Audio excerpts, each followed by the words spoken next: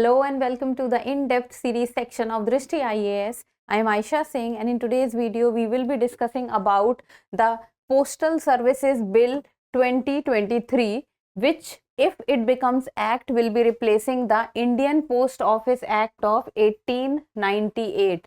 So the act which was made in the year 1898 will be repealed if the Postal Services Bill 2023 will be passed in the Lok Sabha and has already been passed in the Rajya Sabha. So points of discussion would be first about the news, then what is the need for this postal bill, what are the major provisions of it, what new things will be coming up, then issues with the bill, what is India Post, and in the end prelims MCQ. Topic is of relevance from General Studies paper 2, that is government policies and interventions. You should be able to know about the major provisions and how it will be different from the earlier act and what all new provisions would be added. So the news talks about Post Office Bill 2023, why it was brought in, its provisions and its criticisms, the reason why it came in, what are its different provisions and the criticisms related to it, and the topic that we are talking about is the Post Office Bill 2023.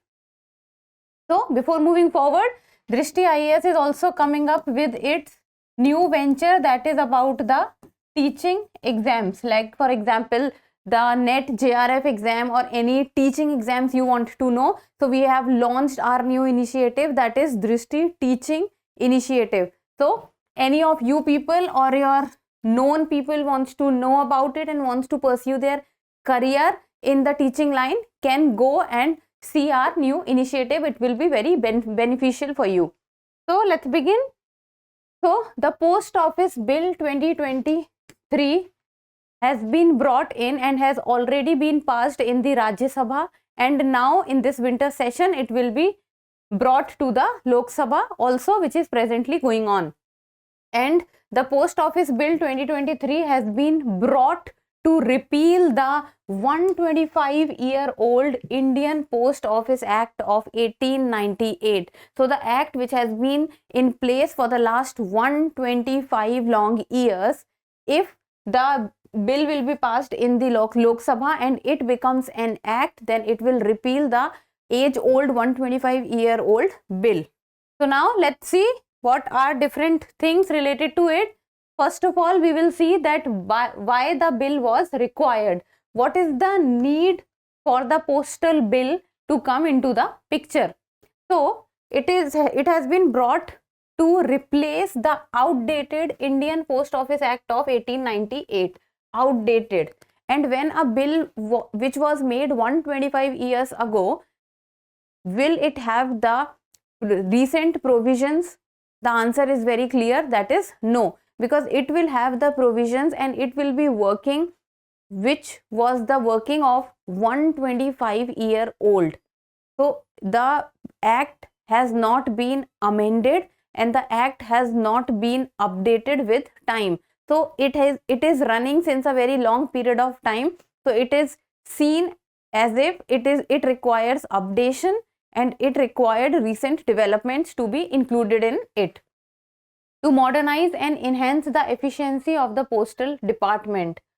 Modernize and enhance the efficiency. As in the last 125 years, India has got independence and India has now become the one of the largest moving economies in the world. So with it, we also need an updated and a modernized act. And if we talk about India's post, India's post is one of the biggest posting systems in the world. It connects to billions of people. So we need an updated and a modernized and with it a very, very, very efficient postal agency. Then evolving role of post offices, transforming them into service delivery institutions. Like in the earlier times, now the role of post offices is not only of delivering letters or documents to persons, to different persons, but now the role of the post offices has been enhanced. It has been made much broader and wider. Nowadays, post offices are not only restricted to distribution of letters. it now has very different activities. Like for example, nowadays Indian post offices are also performing the banking system needs. It is also launching different types of schemes which are associated with it. It distributes letters, it distributes document, it distributes innumerable type of other things also. So it is more and more becoming people centric. So with Indian Post becoming more and more people centric, modernization of the Indian Post is required. Then ensuring that postal services remain relevant and effective.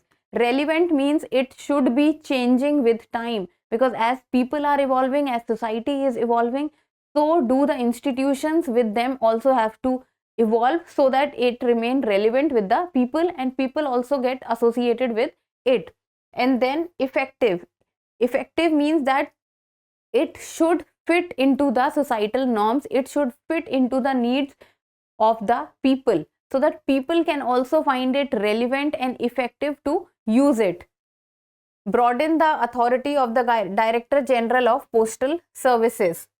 So now the Director General of Postal Services, the authority has been broadened with respect to the earlier times. Now major provisions that has been brought in with the bill, and that is about, first of all, section 9 of the bill, to empower any officer to intercept, open or detain any item. So the officers which will be working in the Indian Post, all the officers will have the power to intercept, open or detain any item. If they find any item to be fishy, if they find any item to be malified, then they can open that item anytime, anywhere. If that item they feel is posing a threat to the country, or is posing a threat to the friendly relations with some other country, or can pose a threat to the public order, or can be of harm to other people, then the officers on duty are empowered to intercept, open or detain any item. Then if we talk about the legal framework, then strong legal framework for citizen-centric services in the post office, facilitating various initiatives. As nowadays post offices are not only linked to sending letters, they are also into the business aspect, they are dealing with the citizen on primary basis, they are also performing the banking needs, they are also launching the schemes, and they are the major partners for the government of India in launching many schemes also. So the legal framework has to be very strong, that if something goes wrong, then even the people who are associated with it, they also find a legal backing to it. Then about the privilege, it eliminates the provision of exclusive privilege previously granted by the central government. Exclusive privilege means that in the earlier times, or the earlier act which was there in place, it gave the exclusive privilege about sending letters from one place to another place. So the sending letters was the exclusive privilege of the Indian Post. But now with the private entities coming up and entering into the market, even though if they do not use the word letters, they are doing the same service by using the words document, sheets, even though the work is similar, and with it there is more competition also into the market. Then about the authority of the Director General, it has broadened the authority of the Director General of Postal Services beyond mail services. Beyond mailing services, you can understand, now it is entering into the banking services, has already a huge number of people associated with it. Then launching of the scheme, you can say that India Post is the biggest helping hand of the government of India if they want to launch a scheme in the rural sector, because it is the reach of the Indian Post and the Indian Post offices which help them to set up connection with the people at the lower end. Then it also empowers them to regulate activities for additional services prescribed by the central government. And these additional services are the services which I've been talking about, like the banking or like the schemes, launching of schemes. Now, what are the issues with the new bill? Now, what can be the issues with this bill? As we talked about, that the government officers will be getting the power to open and detain any item. Now, what raises concern is that this power can also lead to violation of right of privacy of a person.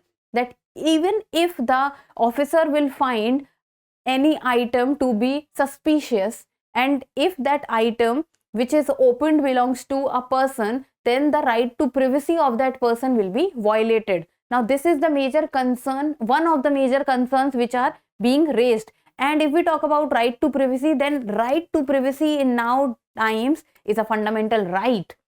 And violation of the fundamental right can lead to many repercussions. The person can directly go to the Supreme Court under Article 32, can approach the Supreme Court. Now, this becomes a point of concern, that violation of a fundamental right, that is right to privacy.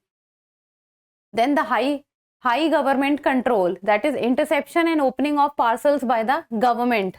This is an issue of privacy also and high government control also, that if government wants to control anything, then they can stop and detain a parcels on its own.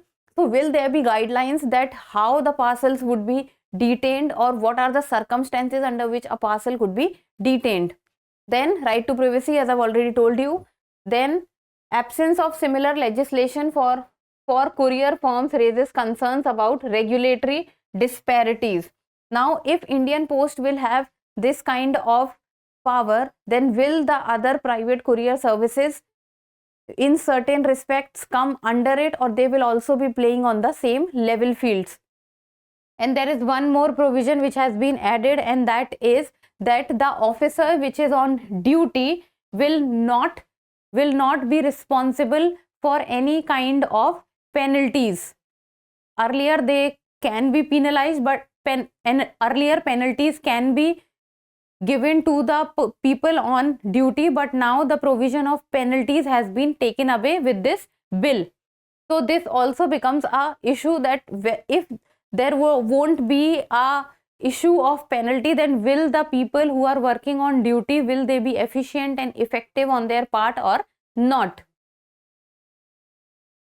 Now, about Indian Post, very basic facts, that is, it was formed in the year 1854. Presently, the headquarters of Indian Post is situated in New Delhi, and it operates under the Ministry of Communications. Now, this is an important point, that the Indian Post works under which ministry? That is Ministry of Communications. And it is most widely distributed postal network in the world, with more than 1.5 lakh post offices all around the country. And initially the post was established in 1766 under the East India Company as Company Mail. So we all know that the postal services were started when the East India Company was in India. So during those times it was started, and later on it got the name of Indian Post. Now, in the end, about the prelims MCQ, and people need to tell me the answer in the comment section, as this development has taken place in this year only. You should be knowing this, because this is India's first.